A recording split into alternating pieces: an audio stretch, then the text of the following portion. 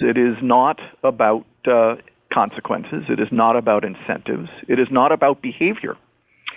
It's about solving the problems that are causing those behaviors. Hi, this is Dr. Ned Hallowell for Distraction. Today I'm really happy to have as our guest an old friend and colleague. I don't know how far back Ross and I go. Around 1990, I think I met him, so we're coming up on 30 years.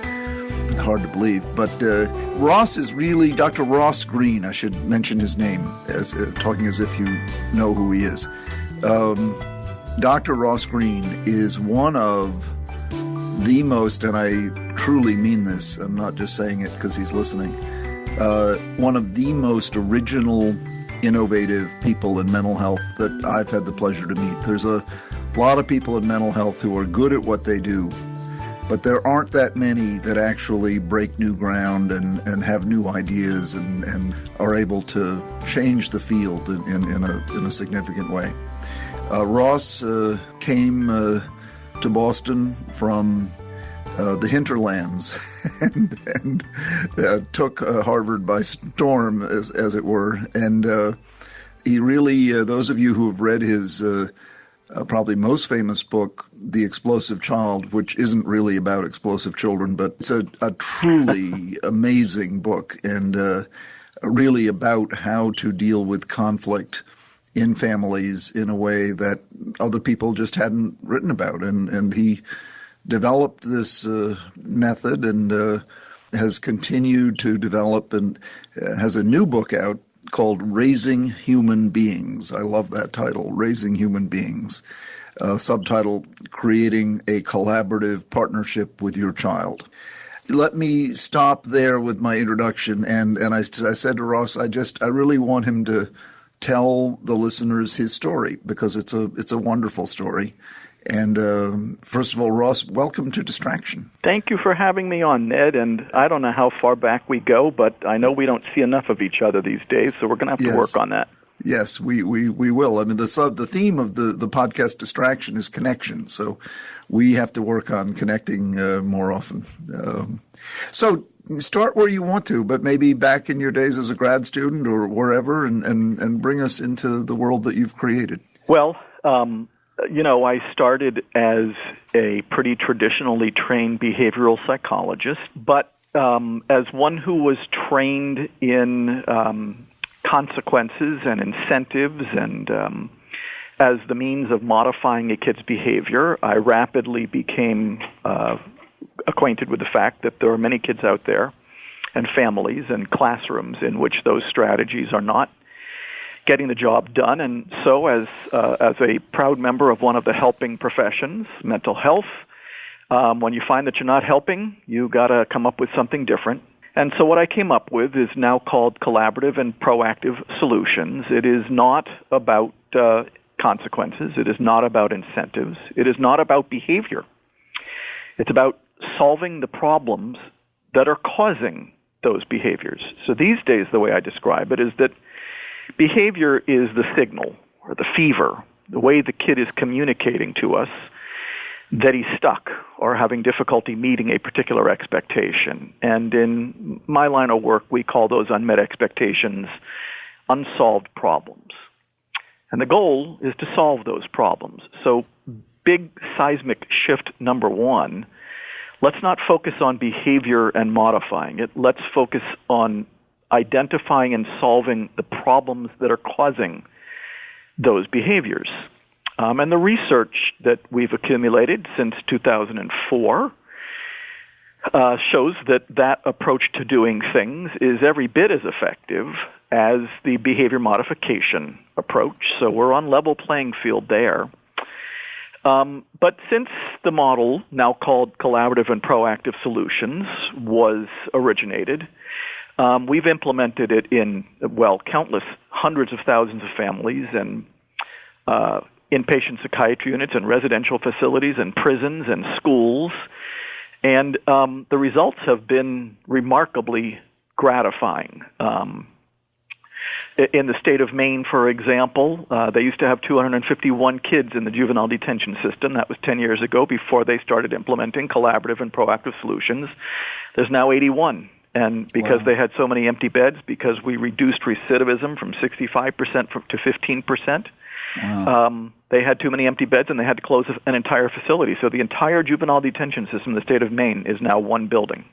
Huh. In schools, we have seen dramatic reductions in suspensions and detentions.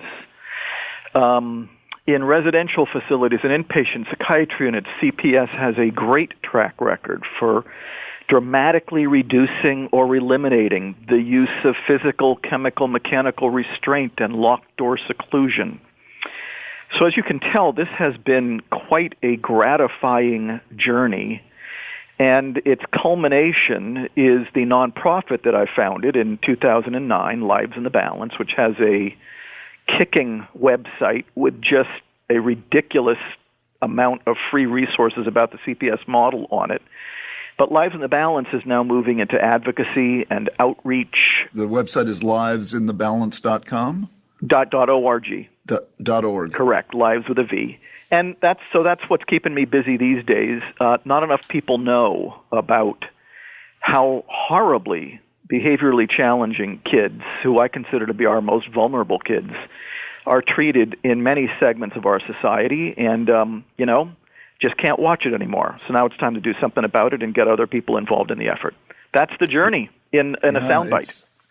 But it's a wonderful, wonderful story. Give us just one example of a child. So a child comes to you and he's beating up his brother every day, and he's kicking other kids at school, and his father's saying we just need to punish him more, and his grandmother says, we need to beat him more, and his mother says, no, there's got to be a better way. Let's go see Dr. Greene. So what do you do? What is the method? What's amazing is you don't do anything differently with a family than you do with a classroom or a prison or an inpatient psychiatry unit or a residential facility. Mm-hmm. Job number one is to view a kid's difficulties through the prism of lagging skills, which is what the research of the last 40 to 50 years tells us is what's going on with behaviorally challenging kids, rather than the prism of motivation, which is what leads us to do all these things that we do to behaviorally challenging kids and have so little to show for, and in fact tend to be very counterproductive. Suspension, detention, expulsion, paddling, hitting. These are all motivational procedures that are supposedly founded on the belief that these kids aren't motivated to do well. But so the step number one is pay attention to the research, quite frankly, and that is the research doesn't tell us behaviorally challenging kids are poorly motivated. What it tells us is that they're lacking skills, and that those skills make it difficult for them to meet certain expectations. Once again, those expectations in the CPS territories are called unsolved problems. And now here's the amazing thing. This B.F. Skinner told us, and this is a big reason why people focus only on behavior. B.F. Skinner told us that behavior is the only thing that's observable, the only thing that's measurable, and the only thing worth paying attention to. But here's the interesting true fact. The expectations that a kid is having difficulty meeting that are causing those behaviors are just as observable. Now, back in my behaviorist days, I would have called those conditions. Now I call them unmet expectations or unsolved problems. Mm-hmm. But they are just as observable as the behaviors they are causing. So the next thing the CPS model requires is that we shift from behavior to the unsolved problems that are causing that behavior. And now we only have one more step left. We got to start solving those problems, but proactively rather than in the heat of the moment, and collaboratively rather than unilaterally. So let's say the unmet expectation is sit down and be quiet. Difficulty staying quiet when the teacher is doing the math lesson is a great unsolved problem. But great. So would be, in the case of families, difficulty brushing teeth at night, difficulty cleaning up toys after playtime, difficulty taking a bath at night. All these seemingly mundane things that cause massive blowouts in millions of families every night. Right. These are all related to expectations that a kid is having difficulty meeting. Ross, what do you say to the parents who come into your office for help with their child? First thing I'm going to do if a family lands in my office is help them recognize that it's a whole lot better to pay attention to those unmet expectations than it is to the behaviors those unmet expectations are causing. And the second thing I got to point out is that a lot of things they've been doing, whether it's hitting or screaming or threatening or depriving a kid of privileges, hasn't brought them 1 inch closer to solving any of those problems. And that's why they're sitting in my office right now. Mm-hmm. This is not about motivation. Then I got to help them make a list, all the expectations the kid is having difficulty meeting. If this kid's been challenging for a long time, that's probably quite a list. Then we're going to prioritize because you can't solve everything at once. And then I got to teach them how to solve those problems collaboratively and proactively rather than emergently and unilaterally. And I expect that things are going to start getting better the minute they get their new lenses on, skills, not motivation, and the minute they become skilled at solving problems collaboratively and proactively. That's how it works with a family, in a school, and in a therapeutic facility. Same deal. Well, so get very specific. Say, Dr. Greene, in the morning, he won't get out of bed, he won't brush his teeth, he won't get dressed, he won't get out the door on time. Got 4 different unsolved problems there. Mm-hmm. Let's say we pick difficulty leaving for school on time in the morning. Okay. We now come to the 3 steps that are involved in solving a problem collaboratively, what I call Plan B. Step number 1 is the empathy step. This is where we are gathering information from the kid about his concern, perspective, point of view on this problem that we are now talking with him about proactively. Kids, as I always say, have information we very badly need. Information about what's hard, what's getting in the kid's way. Mm-hmm. So often we don't even ask for that information, which means that the kid's concerns are neither being heard nor addressed. And as I always say, if the kid's concerns are neither heard nor addressed, I promise you this problem is not solved. Mm-hmm.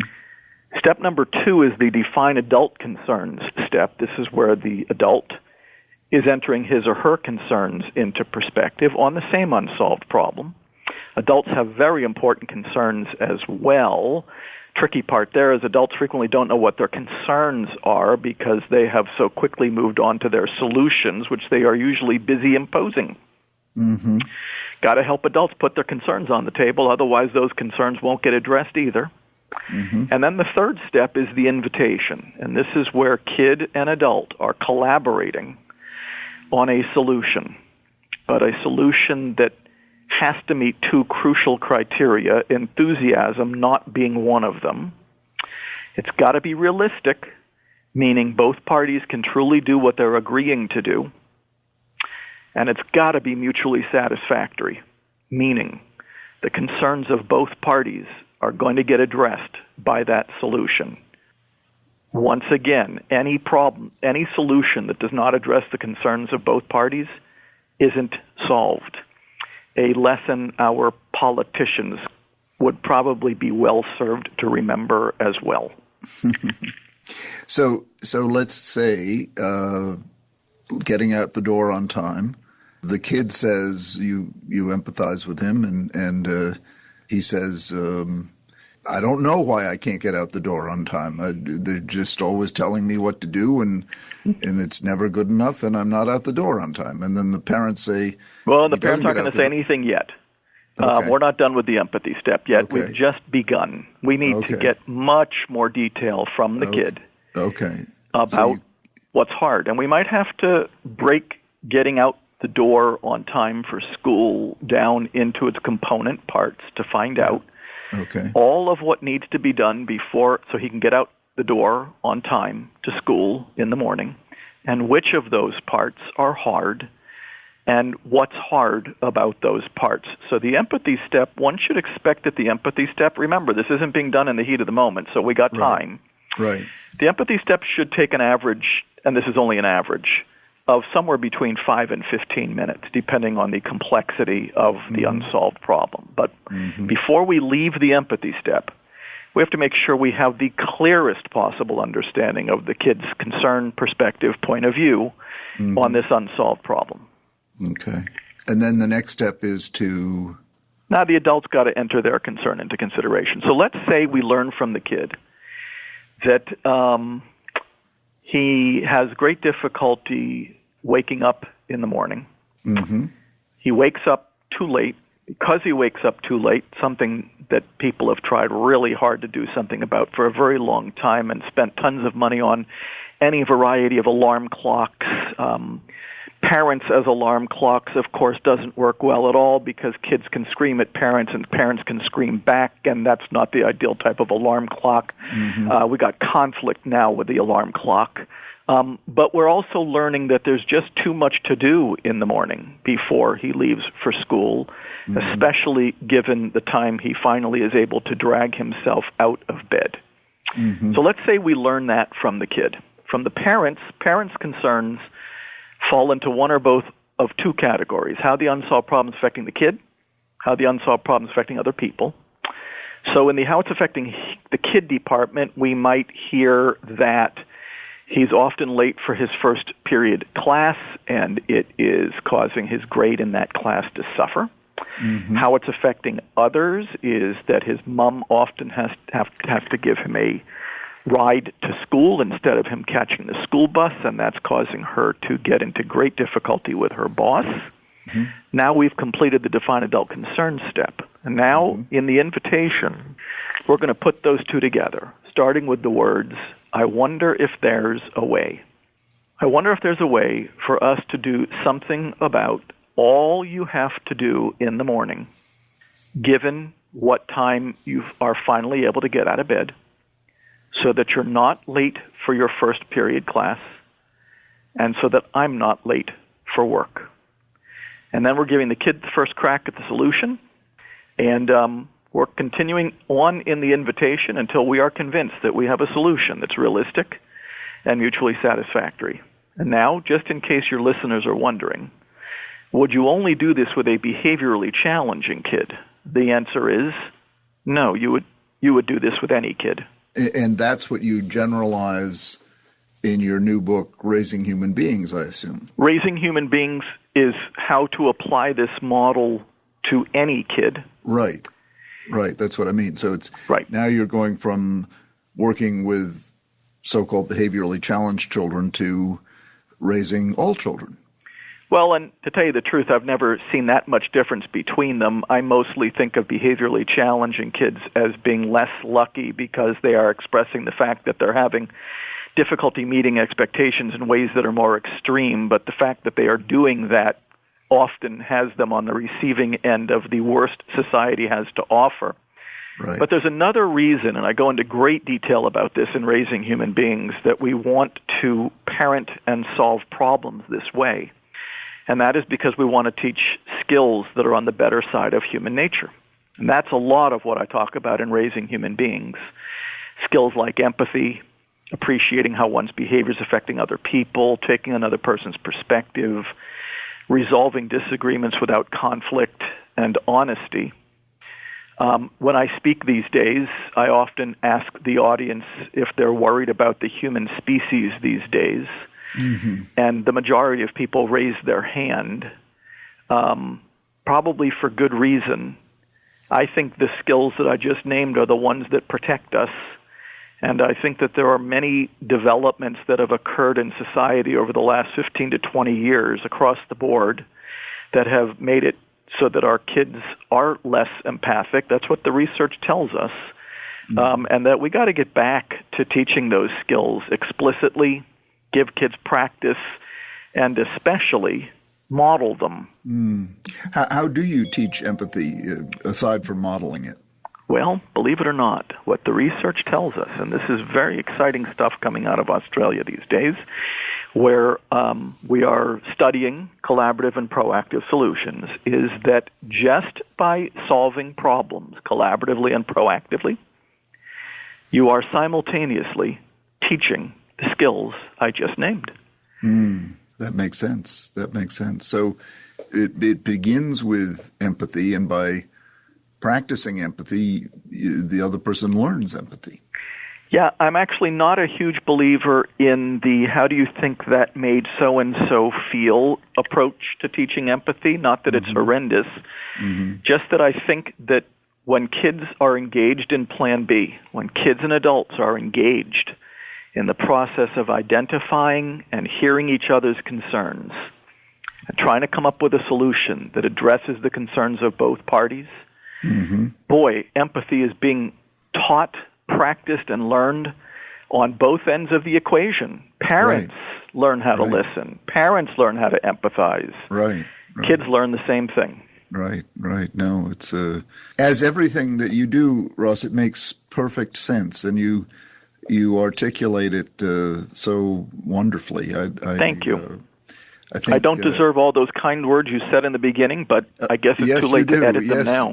Yes, you do, and it's only because modesty is among your stellar qualities. But it's raising human beings. I think everyone listening, and as you said, these principles don't just apply to raising children; they apply to running a business or running a country, for that matter. And it seems that it really comes back to the central importance of connection, that we can't mail this stuff in, we can't do it online, we really do need to connect, listen, inquire, and in that cauldron, mutually acceptable, beneficial solutions arise. And of course, as you'd imagine, aside from my own two kids, who are the most thrilling thing that's ever happened to me, watching two parties, whether it's kid and adult or adult and adult or kid, who've been in conflict with each other. And, sometimes it gets really ugly and sometimes it's only a little ugly, but it's always ugly. Watching two parties that have been in conflict with each other over an unsolved problem learn how to communicate, learn how to relate, learn how to express their own concerns, learn how to listen to another's, and learn how to engage in the process of coming up with a solution that works for both of them and that takes each set of concerns into account. I'm a really lucky guy that I get to do this every day. I can't tell you how much I'm rooting for you to take these principles to the wide audience you're trying to reach. Thanks for having me on. Let's get together soon. Let's do it. Okay, bye-bye. Take care. My thanks to Dr. Ross Greene for being on the show. We'll put a link to his website in the show notes. Distraction is produced by Collisions Media, the podcast division of CRN International. Collisions, podcasts for curious people. Our producer is Sarah Gerton. Our sound engineer is Scott Person. And our theme music was created by Mr. Mark Berman. Hey, this is Sarah Gerton, producer of Distraction. I just wanted to let you know about our sister podcast, Just the Right Book with Roxanne Cody. It's a podcast for curious and engaged readers that will help you discover new books in all genres, let you hear interviews with your favorite authors, and keep you up to date with what's going on in the literary world. I even heard that Carrie Bradshaw herself, Sarah Jessica Parker, will be making an appearance later this month. So it's free to subscribe on Apple Podcasts, Stitcher, Google Play, or wherever you listen to your podcasts, like Distraction. And if you haven't listened yet, there are over 100 episodes to catch up on, so you can binge listen in your car, at the gym, on your smart speaker while you're cooking, or anywhere, really. We just hope you check it out. We think you're going to like it a lot.